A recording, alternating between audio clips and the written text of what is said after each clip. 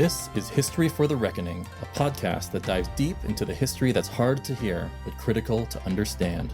Season 1, American Concentration Camps, the story of World War II Japanese incarceration. Listeners, thank you for joining me for another Addenda episode. I'm your host, Spencer Ford. Huge shout out to Frank Emi for sharing all the details about the many ways in which Japanese and Japanese Americans chose to resist the immoral and unconstitutional acts that the government had taken in the incarceration during World War II. I'd like to share with you now the story of who I think is one of the greatest civil rights figures in American history, who was mentioned in that episode, a man named Frank Emi. So he was one of the heads of the Fair Play Committee, the very organized set of resistance that happened at the concentration camp in Wyoming known as Heart Mountain.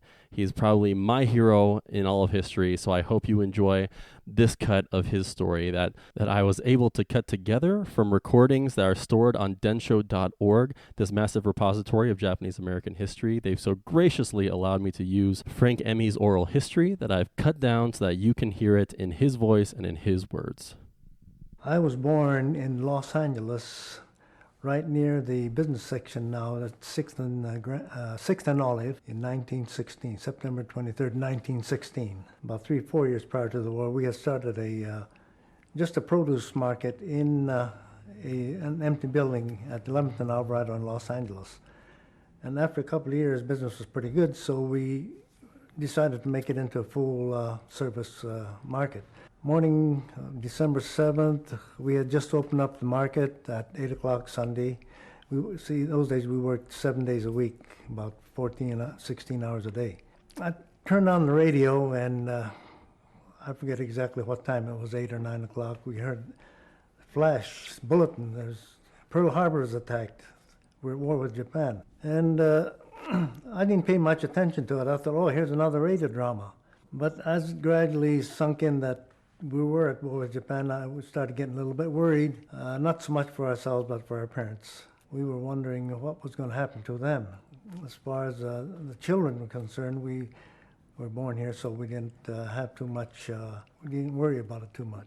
By and large, the customers were very sympathetic. They said they knew we had nothing to do with it, that we were Americans just like them, and they reassured us that their patronage would still be there. Really didn't feel too much racist bias or any racist incidents at our store until the order to evacuate came out. 906 EO 9066 came out, and people knew that we had to evacuate, so we started getting people that were interested in the business making us some ridiculous offers. In fact, one fellow came and offered us $500 for the whole thing, and I almost threw him out of the store. We knew it was a military order and figured that there was nothing that we could do as far as evacuation was concerned. As I said, we weren't very sophisticated in matters of the law. We figured that our leaders, such as the Japanese American Citizens League, that had been promoting that we cooperate and evacuate and not make any trouble. So we figured they knew best. They were the attorneys and the doctors and the well-educated people. So at that time, I had just gotten married. We heard that certain areas were going to different camps, so we decided to move in with our parents for the few weeks that was left before the evacuation. So we moved in with them, and we were evacuated from there to the Pomona Assembly Center. Around the 9th of August, I believe it was, we were loaded onto trains and took the slow ride to Wyoming. Well, when we got there, it was seemed like it was unfinished at first, but we found out that's the way it was going to be. The first winter we were there, I think it snowed in the middle of September. We didn't even have an overcoat. We were from Southern California in hot weather that we left there. We had to take showers in barracks on the outside and walk home from that shower and toilet barrack to our own barracks. So when you took a shower and your hair was slightly wet, by the time you got to your barrack, it was like icicles. And if your hand happened to be wet yet, why, if you touch that metal door, it would stick to the metal door. Being an activist was the furthest thing from my mind at that time. I didn't participate in anything resembling politics, out of camp or in camp. When the registration was first introduced into Heart Mountain, actually, after I read the thing, I really couldn't believe that they were asking, like, question 27 and 28 of us. Up to that point, I didn't see any problem with it. When 27 asked about, will you go into combat duty, whoever ordered, I thought it was a very stupid and a very arrogant question to ask of us after we were thrown out of our homes and put into these concentration camps without even a word about our citizenship rights or civil rights or constitutional rights being restored. And then question 28, one of the phrases was, will you forswear allegiance to the Emperor of Japan?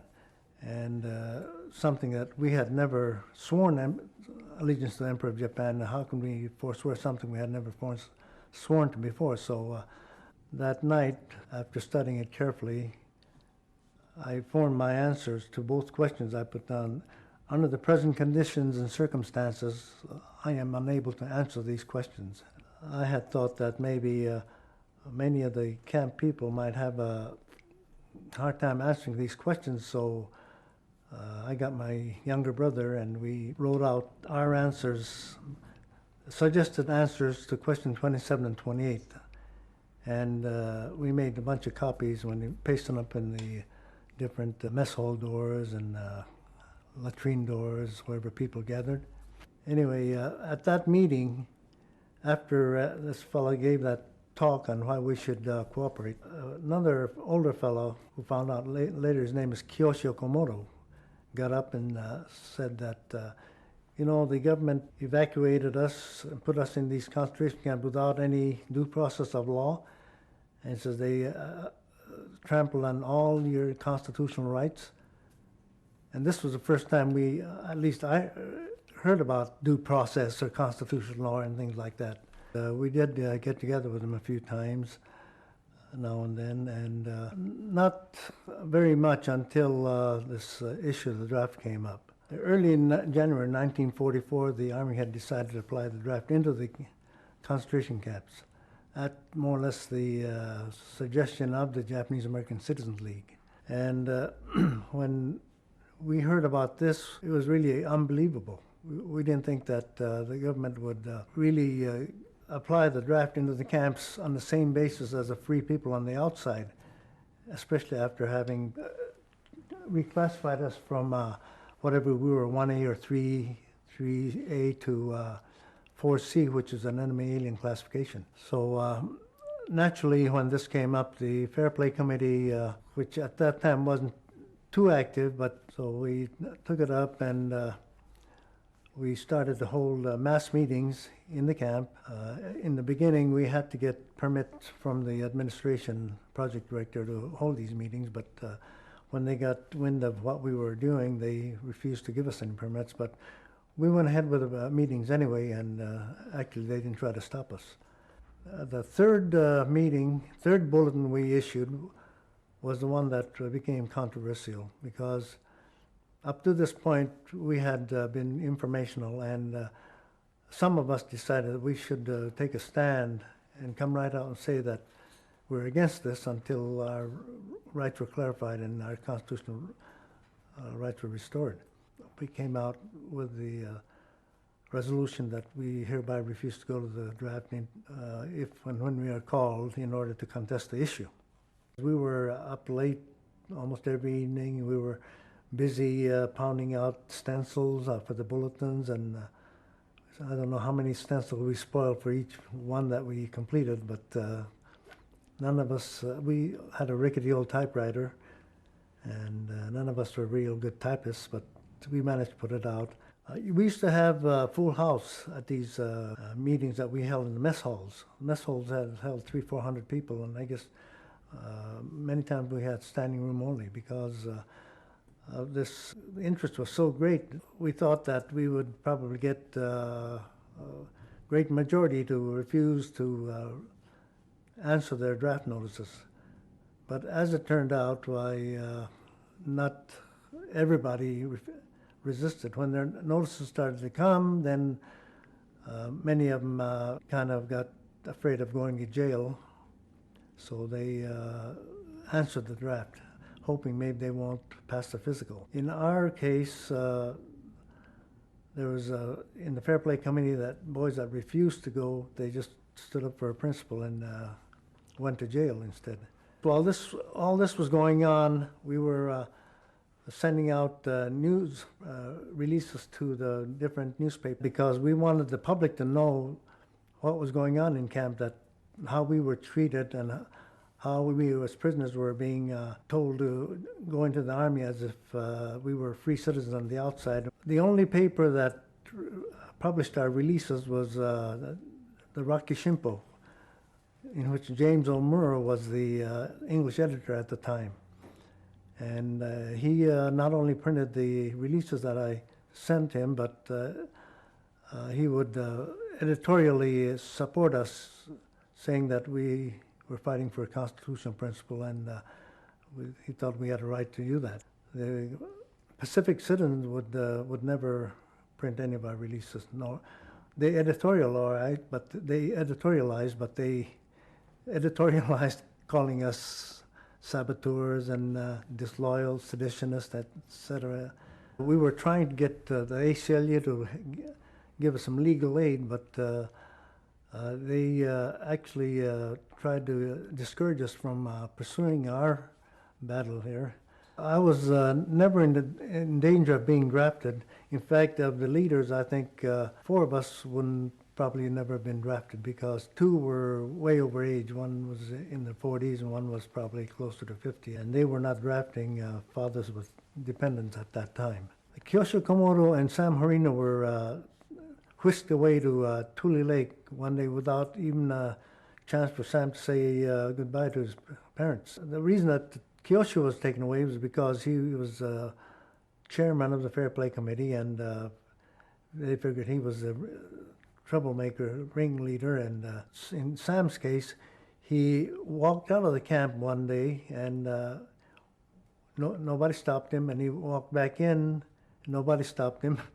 So, and then he went talking about it, so he was considered also a troublemaker, and he was taken away to Tule Lake with Kyosho Komodo.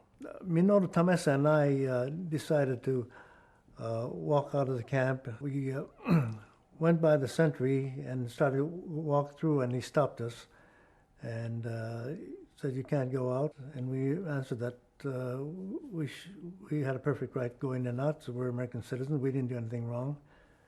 And he still refused to let us go, so we said, "Well, what's going to happen if we insist on going out and keep walking?" He says, I'll have to shoot you. So it wasn't no point in getting shot, so we let him take us into the guardhouse, and we stayed there for a couple of days. And one thing, we did get much better food in there than we got in camp. As the draft notices started to come in, I think the first group was a group of 12 that resisted. The majority went. And then there was a group of 53 that resisted. And that's when I started sending out these news releases to the papers, explaining the situation. During the trial of the 63, a group of newspapermen that were there were so impressed by the story of the internees that the WRA had to actually send a PR man out there to convince the newspaperman that this was not the sentiment of the camp as a whole, that these boys were just the troublemakers, etc. Their attorney had requested a directed trial because they thought the jury would be influenced by the war, and that's the reason they didn't opt for a jury trial. We understood they had a grand jury indicted us in secret. The FBI came and arrested us, and we were taken to Cheyenne by car. And while we were waiting for a trial, they put us in a county jail.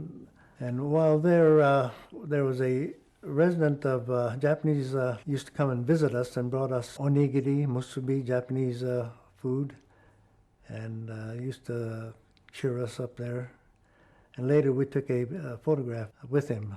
At the trial, each one of us were put on the stand, and the prosecution had expected us to probably deny everything, so they had brought a so-called witness primarily against myself, only against me, because at the time the FBI had questioned me in camp, I did not give them any information at all. This witness was named Jack Nishimoto, and we were wondering what he was doing there at the trial. We had no reason for him to be there, because none of us ever had any dealings with him, except at camp. I used to, in fact, do favors for him. I would bring him some tofu when I was working at the tofu factory, because he lived in a barrack behind me.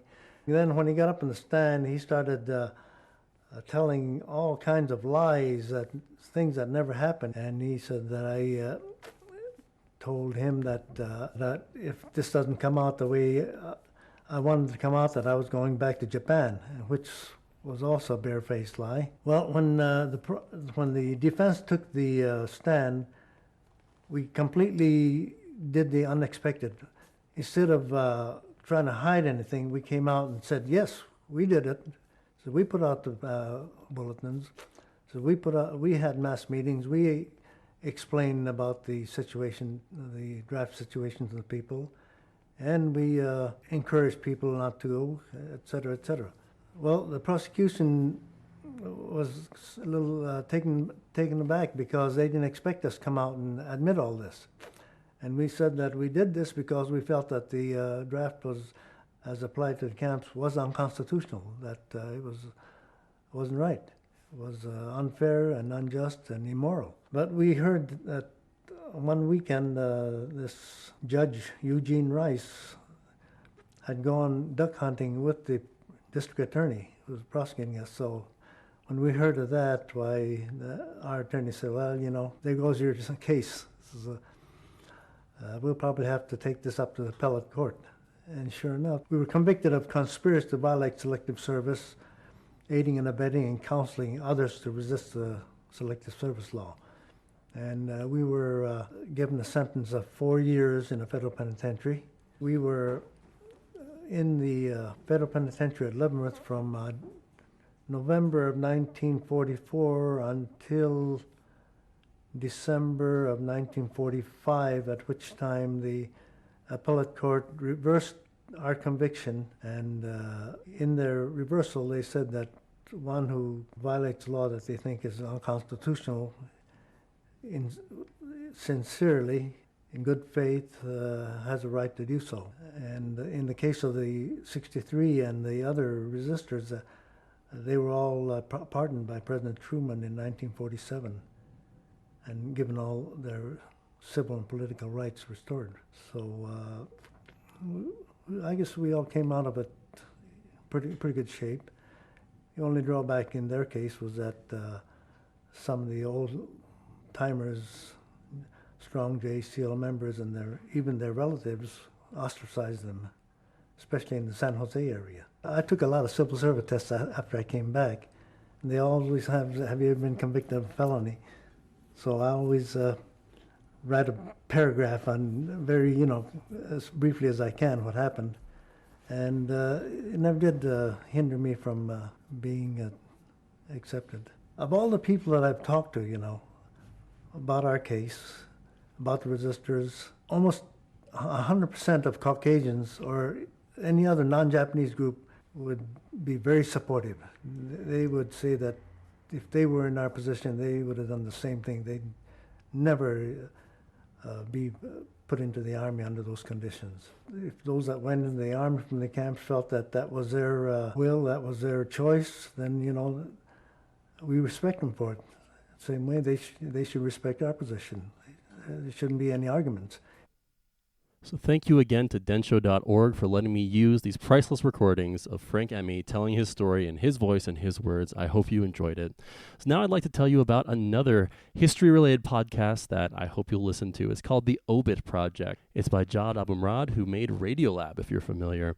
It's the story of Montanans after they die. So looking into those who have passed on and the legacy they left behind, the story of their lives. So history and living memory. The same way that we're telling a story that is evolving today, that is still happening, and involves people that are still alive and with us. This is a bunch of stories of recent memory, those who lived in Montana and affected the entire world sometimes. So I hope you're going to enjoy this trailer for The Obit Project.